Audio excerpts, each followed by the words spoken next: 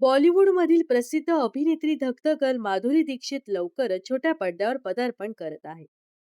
कोण होणार करोडपतीच्या नव्या हंगामाचं सूत्रसंचलन अभिनेत्री माधुरी दीक्षित करणार आहे. याची घोषणा सोनी मराठी वाहिनीकडून करण्यात आली आहे.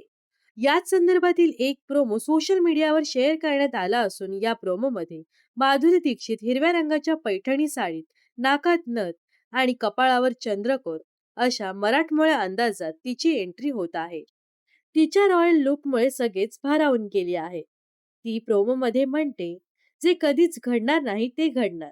महाराष्ट्राच्या घराघरात चर्चा रंगणार. कारण आता खेळ बदलणार." सुरू होत आहे कोण होणार करोडपती सोनी मराठी वाहिनीवर.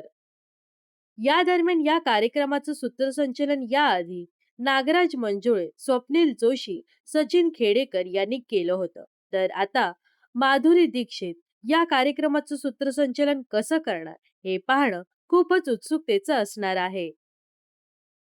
तर या कार्यक्रमाबद्दल आणि माधुरी दीक्षितच्या होस्टिंग बद्दल तुम्हाला काय वाटतं? नक्कीच कमेंट्स करून सांगा.